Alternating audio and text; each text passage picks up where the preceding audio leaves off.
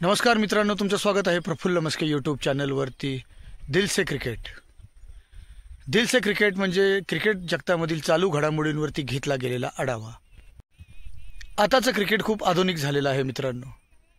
फलंदाजाला म्हणजे बॅट्समनला ज्यावेळेस तो बॅटिंगला जातो त्यावेळेस पॅड असतात, थाई पॅड असतात.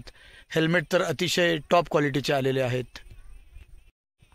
म्हणजे आधुनिक क्रिकेटमध्ये सुरक्षितता खूप मोठ्या प्रमाणात वाढलेली दिसते मित्रांनो. कालच आपण तो किस्सा ऐकला की जसप्रीत बुमराला एका डावामध्ये 15 ओव्हर टाकण्यासही खूप त्रास होत आहे.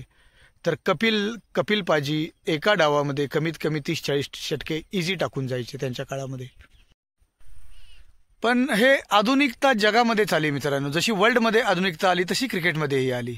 हे ऑटोमॅटिक होतं.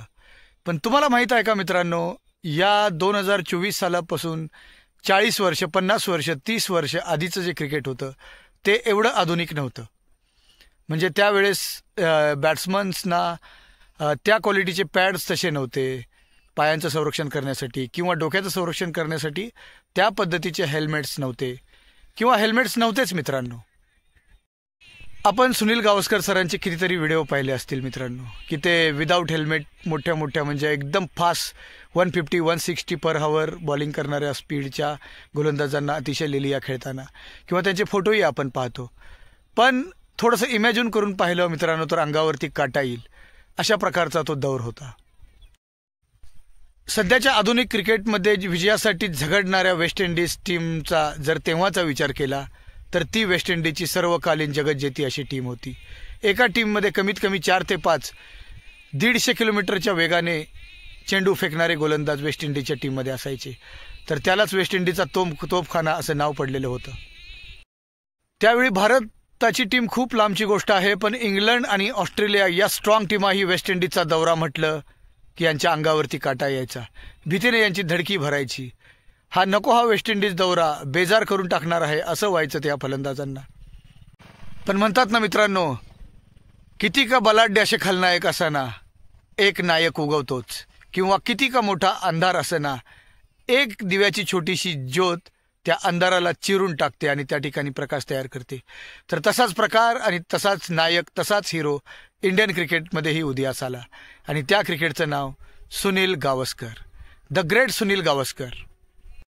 म्हणजे आताचं जर सांगायचं झालं तर तुम्ही राहुल द्रविडची फलंदाजी पाहिलेली आहे, अतिशय तंत्रशुद्ध. आणि सचिन तेंडुलकरची फलंदाजी म्हणजे आक्रमकता आणि तंत्रशुद्धपणा या दोन्हीचं मिलन. तर या दोन्हींच्या इक्वल गावस्कर होते, म्हणजे त्याची फलंदाजी होती.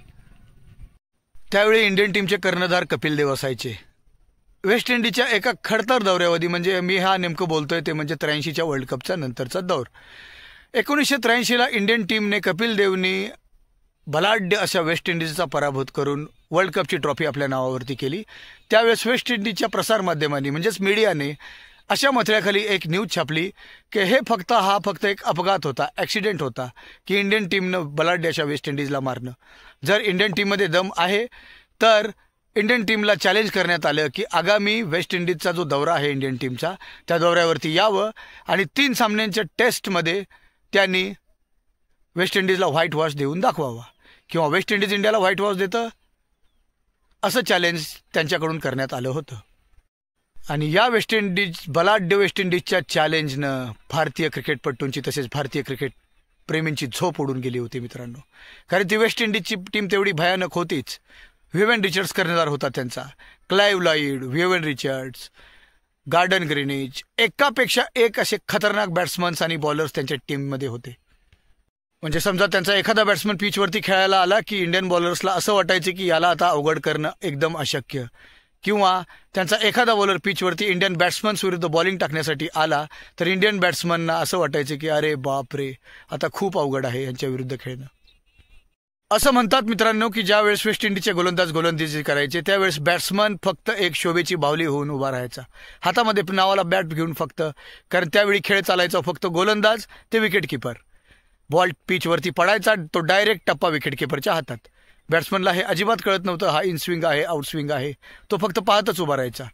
सर्व बॉल्स बीट होऊन जायचे. एखादाच बॉल तटवायचा बॅट्समन, आणि तेही खूप मोठ्या प्रयत्नांची पराकाष्ठा केल्यानंतर. आणि अशा परिस्थितीमध्ये उदयाला आला तो म्हणजे एक हिरो सुनील गावस्कर नावाचा. अतिशय शांत, संयमी, साधा भोळा दिसणारा माणूस, पण ज्यावेळेस त्याची बॅट पिचवरती चालायची प्रतिस्पर्धी टीम विरुद्ध, त्यावेळेस सगळेच अचाट होऊन जायचे. प्रत्येक चेंडूला त्याच्या मेरिटप्रमाणे खेळणारा जगातील एकमेव असा फलंदाज. त्याचे कव्हर ड्राईव्ह, त्याचे फ्लेक, त्याचे आउटसाईड दी ऑफ स्टंप येणाऱ्या बॉलला बसणारे स्क्वेअर कटचे फटके गोलंदाजांसोबत क्षेत्ररक्षकालाही अचंबित करून जायचे. कोणत्याही प्रकारची घाई गडबड न करता एका ओव्हरमध्ये कमीत कमी 3 ते 4 चौकार अतिशय शांत आणि विनम्रपणे मारणारा फलंदाज म्हणजे सुनील गावस्कर.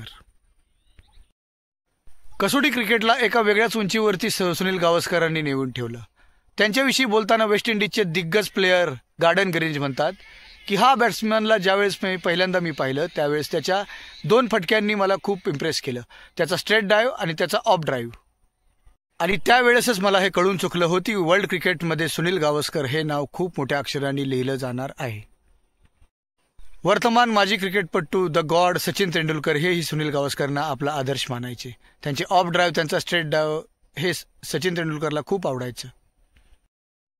पुढे सुनील गावस्करांची फलंदाजी इतकी गाजली की स्टेडियम कोणतं का असेना, ते भारतीय क्रिकेट स्टेडियम असो किंवा फॉरेनचं क्रिकेट स्टेडियम असो, सुनील गावस्करांची बॅटिंग बघण्यासाठी कसोटी क्रिकेटमध्ये ही स्टेडियम अक्षरशः वन डे क्रिकेटप्रमाणे खचून भरून जायचं. गावस्करांच्या कट, पुल्स आणि स्ट्रेट ड्राईव्हला प्रेक्षक 10-10 मिनिटे टाळ्या वाजवायचे. सुनील गावस्करांच्या फलंदाजीबद्दल, त्यांच्या शतकांबद्दल दुसऱ्या दिवशी वर्तमानपत्रांमध्ये खूप मोठे मोठे लेख लिहिले जायचे. एकदा तर सुनील गावस्करांच्या फलंदाजीविषयी एका ऑस्ट्रेलियन दैनिकानं पहिल्या फ्रंट पेजवरती असं लिहिलं होतं त्यांच्या फोटोसह की सुनील गावस्कर हा भारतीय संघाचा हिरा नाही तर कोहिनूर आहे वर्ल्ड क्रिकेटचा म्हणून. इतका मोठा सन्मान ऑस्ट्रेलियन मीडियानं सुनील गावस्करांच्या फलंदाजीविषयी दिला होता. आता सुनील गावस्करांचं वय झालेलं आहे मित्रांनो, ते रिटायर होऊन खूप वर्ष झाली, पण ज्यावेळेस त्यांना मी कॉमेंट्री करताना पाहतो त्यावेळेस अभिमानाने ऊर भरून येतो मित्रांनी का हाच तो फलंदाज होता ज्या काळामध्ये वेस्ट इंडिजच्या तोफखान्यांसमोर बॅट्समन फक्त बॅट घेऊन उभारण्यासाठी धजावत नव्हता. त्या काळात त्यांनी वेस्ट इंडिजच्या बॉलरची यथेच धुलाई केली होती. खूप छान वाटतं मित्रांनो असा महान क्रिकेटपटू भारतामधून जन्माला. टेक्निकली ते खूप सॉलिड असायचे. एकदा राहुल द्रविडला विचारलं गेलं की तू राहुल द्रविड म्हणजे कसोटी क्रिकेटमध्ये खूपच टेक्निकल असा, तंत्रशुद्ध असा फलंदाजी करणारा फलंदाज, द वॉल, द जामी या नावाने लोकप्रिय झालेला. त्याला असं विचारलं गेलं की सुनील गावस्करांबद्दल तुझं काय मत आहे, तुझ्या बॅटिंगची तुलना सुनील गावस्करांसोबत केली जाते. त्यावेळेस राहुल द्रविडनं हसत हसत हे उत्तर दिलं होतं की मी सुनील गावस्करांच्या फलंदाजीचा 10% ही नाही. यावरून सुनील गावस्करांची महानता लक्षात येते मित्रांनो. तर सुनील गावस्करांविषयीच्या या माहितीपटाबद्दल तुमचं काय मत होतं मला लाईक, कमेंट आणि सबस्क्राईब करून माझ्या चॅनलला नक्की सांगा मित्रांनो. माझ्या चॅनलला सबस्क्राईब करत जा मित्रांनो. क्रिकेट विश्वातल्या मनोरंजक अशा खूप साऱ्या गोष्टी मी तुमच्यासमोर आणत असतो. खूप मेहनत लागते मित्रांनो, खूप अभ्यास लागतो, खूप वेळ द्यावा लागतो या गोष्टींसाठी. Please like Prafull Maske YouTube channel. पुढच्या व्हिडिओमध्ये भेटू आपण एका नवीन क्रिकेट विषयक माहितीसह. तोपर्यंत बाय.